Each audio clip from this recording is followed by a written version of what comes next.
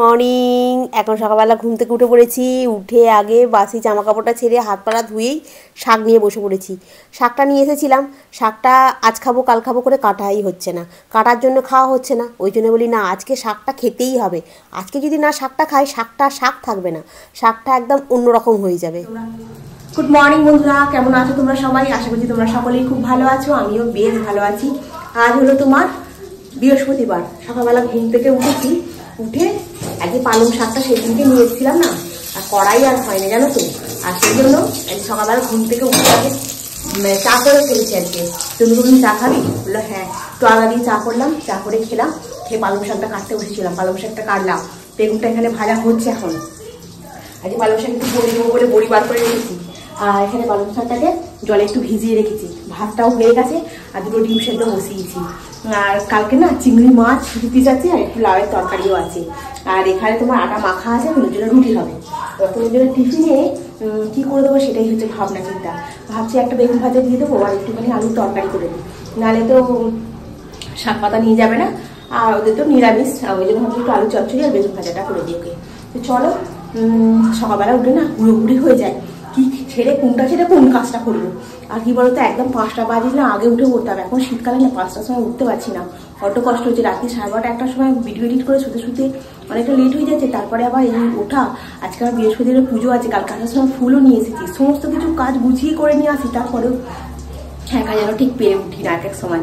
তো চলো এখন তোমার করবো। আজকে আবার এসে ফর্ম আনতে যাবে জানো তো। কালকে গিয়েছিলাম, বললো সকালবেলা ফোন করতে, সকালবেলা ফোন করলাম, বললো এসে ফর্মটা তুলে রেখেছি, সন্ধ্যেবেলা এসে নিয়ে যেতে। সন্ধ্যেবেলা যাচ্ছিলাম, বললো কি যে আমি একটা মিটিংয়ে আছি, কলকাতায় গেছি, আজকে না তুমি কালকে এসো। এবার আজকে সন্ধ্যেবেলা, নালে দেখি যদি ফোন করে যদি সকালবেলা বলে, সকালবেলা একবার যদি পারি তো যাবো, নাহলে আজকে ভাবছি আর সেন্টারে যাবো না জানো তো। তো সেই জন্য সকালবেলার কাজটা মিটে গেলে বেলার দিকে কাজটাতে অতটা হুড়োহুড়ি না করলেও চলবে। তুমি বেরিয়ে গেলে তারপরে তুমি আস্তে আস্তে ধীরে ধীরে কাজ করলে ঠিক আছে, কিন্তু তনুকে তো 8টার মধ্যে এখান থেকে মানে ঘর থেকে বের করে দিতে হবে না, ওর তো ট্রেন আছে। তো চলো এখন আর বেশি বক করবো না, এখন বেগুনটা ভাজা হোক, শাকটা ধুয়ে রেখেছি, শাকটা চাপিয়ে দিই। আমি আমার শাকেতে কোনো রকম খুব একটা মশলা দিই না, একটু 5 ফোড়ন দিয়ে লঙ্কা হলুদ দিয়েই করার চেষ্টা করি। একটু বড়িকে ভেজে নিলাম, ভেজে নিয়ে সাইড করে রেখে দিয়ে আজকে পালং শাকটা 5 ফোড়ন দিয়ে করবো। আর ওইদিকে সসপ্যানটার মধ্যে দুটো ডিমকে সেদ্ধ বসিয়ে দিয়েছি, কারণ চা খেয়েছি, চায়ের বাসনটার মধ্যেই দুটো ডিমকে জল দিয়ে বসিয়ে দিয়েছি, তাহলে একেবারে বাসনটাকে মেজে নেবো। এইরকম আর কি বুদ্ধি খাটিয়েছি এখন। আর এই যে কড়াতে একটু 5 ফোড়ন দিয়ে শাকটাকে ভালো করে ধুয়ে নিয়েছি। আলু বেগুন কিছুই ভাজবো না, খালি একটু কাঁচা লঙ্কা ফোড়ন দিচ্ছি, একটু নুন, একটু হলুদ, আর সামান্য একটুখানি জিরে গুঁড়ো দিয়েছি জানো। আর বড়িটা ভেজে নিয়েছি, বড়িটা ঢেলে দিলাম, দিয়ে চাপা দিয়ে রাখলেই মোটামুটি 10 মিনিট লাগে। এখন তো শীতের পালং, তো সেই জন্য বেশিক্ষণ লাগে না। আমি আবার পালং শাকে জল দিই না জানো তো, কারণ ওই জল বেরিয়ে ওই জল মানে সেদ্ধ হয়ে যায়, আর ওই জন্য জল দিতে লাগে না। আর এখন তো ওর জন্য দুটো রুটি করছি, বলছে আমি রুটি নিয়ে যাবো না, মুড়ি নিয়ে যাবো। বলছি কেন রে, মুড়ি নিয়ে যাবি? বলছে না, বাদাম দিয়ে পেঁয়াজ দিয়ে গাজর দিয়ে চাট করে দাও। রান্না কমপ্লিট হলো। তনু এখন আলুর চচ্চড়ি কাটলাম, বলছে আলুর তরকারি নিয়ে যাবো, এই আলু ভাজা করে দাও, মুড়ি দিয়ে বাদাম দিয়ে নিয়ে যাবো, রুটি নেবো। রুটিও হয়ে গেল দেখো আমার। আর এখন এই যে তোর রান্নাই হয়েছে আজকে পালং শাকের তরকারি, ডিম সেদ্ধ, বেগুন ভাজা। আর কালকে তোমার চিংড়ি মাছটা ছিল, চিংড়ি মাছটা 2 পিস চিংড়ি রেখে দিয়েছিলাম, তনুর একটা আমার একটা।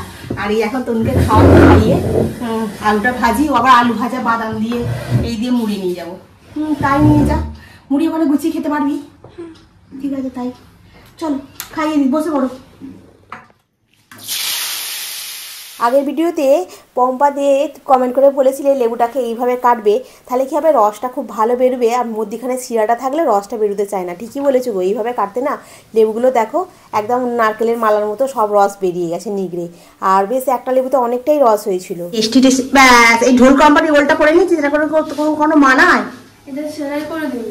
সেলাই করে দেবো? তুই কি ওল কোম্পানিটা পরে নিয়েছিস কেন? সত্যি বাবা, ঢোল কোম্পানি ওল করতে তুই খুব ভালোবাসিস। যা খুলে রেখে দিই তোর জামা পর।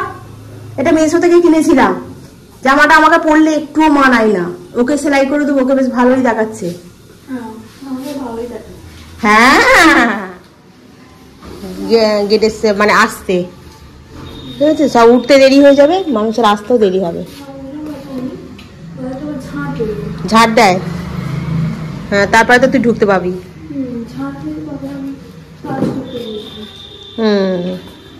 ঠিক আছে, আস্তে আস্তে যা, হেঁটে হেঁটে, বুঝতে পেরেছিস তো?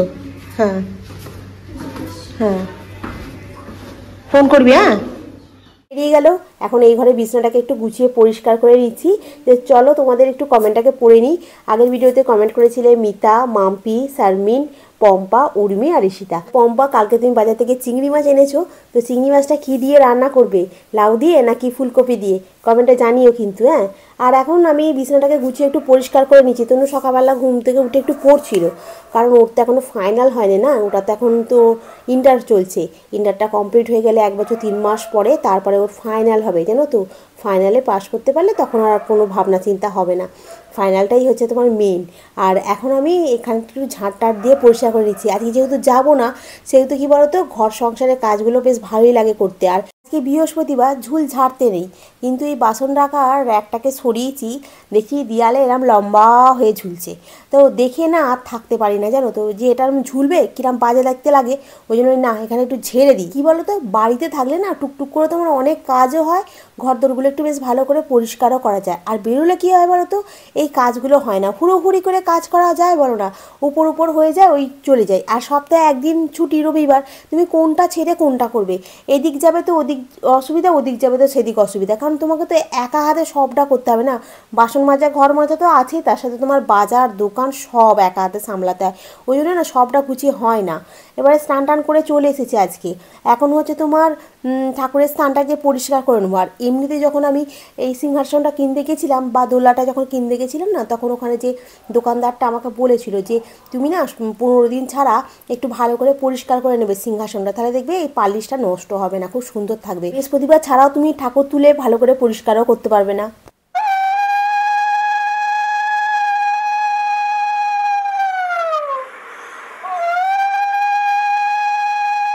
বৃহস্পতিবার সকাল সকাল স্নান টান করে নিয়ে আজকে বৃহস্পতিবারে মা লক্ষ্মীর পুজো কমপ্লিট হয়ে গেছে। তো তোমাদেরকে একটু ব্যাক ক্যামেরা করে দেখাই আমার গোপালকে আর মা লক্ষ্মীকে কি সুন্দর করে সাজিয়েছি, ঠিক আছে। আর বৃহস্পতিবারে এইগুলো হচ্ছে আমার বৃহস্পতিবারে মা লক্ষ্মীর পুজো হয়ে গেছে এখানে আজকে। আর এই হচ্ছে আমার গোপাল সোনাদের সাজুগুজু করে বসিয়ে দিয়েছি এখানে। দুপুরবেলা টিভিটা চালিয়েছি, চালিয়ে এখন একা একা বসে বসে ভাত খাচ্ছি। আমার মা একটা আচার বানিয়ে দিয়েছিল, মিষ্টি আচার। মিষ্টি আচারটা ব্যাপক খেতে, ব্যাপক। আর লাউ চিংড়ি কালকে ছিল, যেহেতু পালং শাকের তরকারি করেছি, পালং শাকের তরকারিটা খানিকটা খেয়েছি, খানিকটা আছে, এটা রেখে দেবো। পালং শাকের তরকারিটা না শুধু যদি এমনি ওইরকমভাবে করা যায় তাতেই হেবি সুন্দর খেতে হয়। যদি একটু ধনে পাতা থাকতো আরও ভালো হতো, ধনে পাতাটা আমার ফুরিয়ে গেছিলো, দিতে পারিনি। আর ডিমের ঝাল করেও ভেবেছিলাম, কিন্তু করিনি। তো ডিমটা সেদ্ধ করে রেখে দিয়েছি, কারণ খাবো তো এইটুকু ভাত, এই দিয়ে এখনো খাওয়া হয়ে গেছে। যা লাউ তরকারি ছিল তাই দিয়ে ভাত খাওয়া হয়ে যাবে। আবার শাকের তরকারিটা একটুখানি না নিলে নয়, ওই প্রথম পাতে একটুখানি শাকের তরকারি নিলাম, নিয়ে এখন লাউ দিয়ে ভাত খাচ্ছি। হ্যাঁ, একা একা খাচ্ছি তো কেমন একটা লাগে। তনু দুপুরবেলাটা আগে একসাথে বাড়িতে থাকলে খেত, এখন আমি একা, বুঝছেন, আমি একাই এখন খেয়ে নিই। যত সম্ভব আমি থাক, এখন নয়, পরে বলবো। দিয়ে দুপুরবেলা একটা লম্বা ঘুম দিয়েছি, জানো। ঘুমটা বেশিক্ষণের হয়নি, কিন্তু ঘুমটা হয়েছে খুব ডিপ। আমি এখন 4:30টার সময় ঘুম থেকে উঠলাম, মুখটা একটু ধুলাম, ধুয়ে রান্নাঘরে চলে এসেছি। অনেকদিন ধরে ভাবছিলাম বাদাম পাটালি বানাবো, তো বানানোই হচ্ছে না। আজকে তো সময় পেয়েছি অনেকটা, আমি বলি তাহলে একটুখানি বাদাম পাটালি বানাবো। বাদাম পাটালি বানানো একদম ইজি, গুড় দাও, বাদাম দাও, কড়াতে ঢালো, ব্যাস নাড়ো, হয়ে যাবে বাদাম পাটালি। তাই করলাম। আর বাদাম পাটালিটা আমি বানিয়েছি আখের গুড় দিয়ে। অনেকে খেজুরের গুড়, ভেলি গুড়, পাটালি দিয়ে বানায়, আমার কাছে আখের গুড় ছিল। আখের গুড় এমনিতে পেট ঠান্ডা রাখে, শরীরের জন্য ভালো, ডায়েটের জন্যও ভালো, ওই জন্য একটু আখের গুড় দিয়ে বানালাম। বাদাম পাটালিটা তোমাদেরকে ভেঙে দেখাবো কেমন কটকটের মতো হয়েছে, জানো, যেমন দোকানে খাই ওই রকমই হয়েছে। আজকে সন্ধ্যাবেলা, যে বৃহস্পতিবার, ওই জন্য আজকে আমি একটু চারিদিকে একটু ধুনো ফুনো দিয়ে দিলাম, জানো। ধুনের গন্ধে না মশাটা একটু কম হয়, আর শ্যামা পোকাগুলো যে হয় না, শ্যামা পোকাগুলো মানে আজকে দেখলাম একটু কম এসেছে, বেশ ভালোই হয়েছে। ওই জন্য একটু ধুনোটা দিলাম। এমনিতে মঙ্গলবার শনিবার ধুনো দেওয়া ভালো, কিন্তু আমাকে তো বেরোতে হয় বলে আমি আর দিইনি। কিন্তু যদি বাড়িতে থাকি, আমি মঙ্গলবার শনিবার বলো বৃহস্পতিবার বলো, আমি ধুনো দেবো, কারণ আমার ধুনো দিতে খুব ভালো লাগে। আর ঘরে না ধুনো দিলে বেশ পরিবেশটা খুব সুন্দর হয়। আর এখন একটুখানি চা করলাম, চায়েতে একটুখানি সুগার ফ্রি চিনি দিলাম, দিয়ে এখন চলো একটু টেবিলে নিয়ে গিয়ে বসে একা একাই খাই, তার সাথে তোমাদের সঙ্গে একটু গল্প করি। তোমাদের সঙ্গে গল্প করতে বেশ লাগে। আর এই দেখো আমার সেই হয়ে গেছে তোমার বাদাম পাটালি। বাদাম পাটালিটা দেখো কটকট করে ভেঙে যাচ্ছে, দেখছো, সাউন্ডটাকে কিন্তু আমি বেশ ভালো করে রেখেছি। আর দুটো হয়েছে তোমার লাড্ডু করেছি, মানে এই বাদামের লাড্ডু মতো করেছি, হেভি লাগছিল ওগুলোও খেতে। আর ঠাসা বাদাম তো খুব সুন্দর হয়েছে দেখো। গুড ইভিনিং বন্ধুরা, সন্ধ্যাবেলা সন্ধে দিলাম। আজ একটু ঘুমিয়ে পড়েছিলাম, ভাত টাত খেয়ে আর ঘুমিয়ে পড়েছিলাম। ঘুম থেকে উঠলাম তখন বাজে 4:30। উঠে জামা কাপড়গুলো ব্যালকনিতে এতে দিয়ে রেখেছিলাম, সামনেটা ওখান থেকে একটু করে সরিয়ে ভেতর দিকে করে দিই, দিয়ে তারপরে আবার সন্ধে দিলাম। সন্ধে দেওয়ার পরে এই পাটালিটাকে বানালাম, বানিয়ে সন্ধে দিতে গেলাম। সন্ধে টন্ধে দিয়ে গোপালকে এখনো ঘুম পাড়াইনি।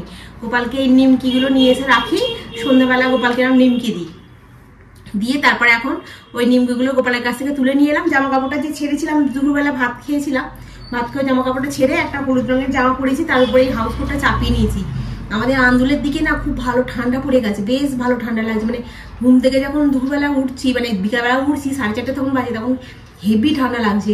মানে আমি রীতিমতো মানে একটা হয় না শীতে যে একটা কাপ মতো দেয়, ওরকম কাপ মতো দিচ্ছি। তারপরে আমি তো গায়ে হালকা একটা চাদর দিয়ে শুই, এখনো কম্বল তো বার করিনি এই সময়। আর বেশ ভালো একটা ঠান্ডা ঠান্ডা লাগছে, এই জন্য হাউস কোটটা পরে নিয়েছি। এই ঠান্ডাতে না এরকম একটা জামার উপর একটা নাইটির উপর একটা হাউস কোট চাপিয়ে নিলে বেশ ভালোই ঠান্ডাটা যায়। তারপরে সন্ধ্যাটা দিলাম, দিয়ে এই এখন চাটা নিয়ে বসলাম। তনু টেনে উঠে পড়েছে, আসছে। এই চার বেলায় কি রান্না হবে সেটা একটা চিন্তা, জানো তো। সকালে কি হবে, দুপুরে কি হবে, রাতে কি হবে, একটা যেন চিন্তা থাকে। তো রাতে কি করবো ভাবছিলাম, তার তনুকে বললাম এতগুলো আলু তো কেটে রেখেছি সকালবেলায়, তো আলু ভাজা নিয়ে গেল। আর মুড়ি নিয়ে যাবে বলছিল, মুড়ি আর নিয়ে যায়নি, আর অল্প দুটো মুড়ি নিয়ে গেছে।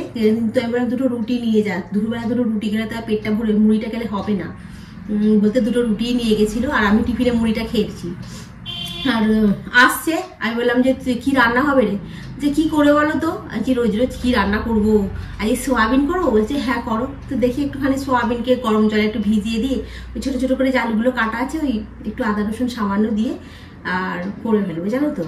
তো চলো এখন চাটা খাই, বসে বসে চাটা গরম ঠান্ডা হোক।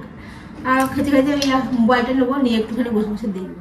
এই দেখ তুনু কি খাচ্ছে রে, কেমন হয়েছে রে? হুলু বাবালি, তুমি কেমন করে খাচ্ছে? এটা বল বানিয়ে দিয়েছি, বাকিগুলোতে তো চক বানিয়ে দিয়েছি। এই তো বাকিগুলো একটা খেয়ে দেখাও না, এইটা একটা খাও না, একদম দোকানের স্টাইল হয়েছে, দোকানের মতো। দেখো খেয়ে দেখো আবার। বলছে তনু খুব ঠান্ডা, খুব শান্ত, তর্ক ফর্ক করে না। না তনু তনু তনু তনু আমার বন্ধুরা বলছে। ওই যে আন্টিটার সঙ্গে তো দেখা হয়েছিল আন্দুলে, ওই আন্টিটা বলছে তনু খুব ঠান্ডা শান্ত মেয়ে। তনু সত্যি ঠান্ডা শান্ত মেয়ে, তর্ক ফর্ক করে না। কিন্তু মাঝে মাঝে এমন একটা কথা বললে আমার মাথাটা গরম হয়ে যায়। কালকে মাংসটা কেমন হয়েছিল? হ্যাঁ ও মেয়ে করবে। আর খাওয়ার আগে চলো, ভালো হয়েছে, দোকানের মতো হয়েছে। কিন্তু প্রথমে এটা না ফার্স্টে ভাবছি তুলতে পারবো তো, তারপরে দেখলাম তুলতে পারলাম। আবার দুটো দুটো বললেই বল করি, বল করতেও ভাল লাগে বেশ, মানে সেই লাড্ডু লাড্ডু মতো। লাড্ডুটা কেমন লাগছে? বাদাম ঠাসা তো, ওই জন্য বেশি ভালো লাগবে খেতে, তাই না? তুমি খাও, আমি তো খেয়েছি। এটা নিয়ে খেতে খেতে যাই। আমি এখন সোয়াবিনের তরকারি বানাচ্ছি। সোয়াবিনটাকে ভিজিয়ে দিয়েছি জলেতে, গরম জলে একটু আদা রসুনটাকে পেস্ট করে নিয়েছি, নিয়ে সোয়াবিনের তরকারি আর রুটি করবো। চলো বানিয়ে ফেলি, আর লেট করে লাভ নেই। ভালো খেতে হয়েছে কিন্তু। সোয়াবিনটাকে হালকা করে মশলা দিয়ে একটু কষে নিয়েছি, ব্যাস সোয়াবিনের তরকারি আর রুটি। রান্না করতে করতে কিছু বাসন পড়ছিল, আর টপাটপ করে মেজে নিচ্ছি। খালি এখন খাওয়ার বাসন পড়বো, ওগুলো মাজবো। আর চাটুটা পড়েছে মাজবো। আর এই যে খবর চালিয়ে শুনছিলাম, ঠিক আছে। তো চলো এখন তনুকে এখানে রুটি আর তোমার সোয়াবিন আলুর তরকারি রেডি করে নিয়েছি। আর এই খেয়ে বাসনগুলো মাজলেই মোটামুটি আজকের কাজ কমপ্লিট হয়ে যাবে রাতে। আর চলো বন্ধুরা, আজকের ব্লগটা আমি এখানেই শেষ করছি। নেক্সট ব্লগে আবার তোমাদের সঙ্গে দেখা হবে। তোমরা খুব ভালো থেকো, সুস্থ থেকো, খুব সাবধানে থেকো। Good night. ভিডিওটা ভালো লাগলে অতি অবশ্যই লাইক করো, কমেন্ট করো, সাবস্ক্রাইব করো। আর ভিডিওটা যদি একটু বেশি ভালো লাগে তাহলে একটু শেয়ার করে দিও। আজকের মতো এখানে রাখি, টাটা।